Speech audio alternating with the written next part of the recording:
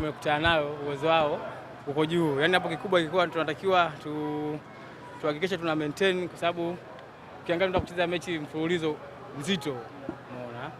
Kwa hiyo tulikuwa tunatakiwa kufanya katika mchezo wa leo ni kuhakikisha tunapata ushindi kwa kadri ambavyo tunaweza. Yaani ilikuwa leo sio mechi ya kusema sijui una relax kwa sababu una mechi ngumu mfululizo kama ulivyosema, lakini kikubwa ilikuwa ni kuhakikisha tunashinda na ndio kitu ambacho tumekifanya katika mechi ya leo. Kwenda finali mara ya pili mfululizo, msimu uliopita mlikuwa mabingwa. Hii inawapa alert kwamba mnatakiwa pia kwenda kutetea kombe lenu. Ukizingatia sisi ndio watetezi. Kwa hiyo lazima tutetee, na namna ya kutetea ubingwa ni maana yake kuperform vizuri na kushinda mechi ambayo inakuja mbele yetu. Kwa hiyo sisi kama wachezaji tuko tayari.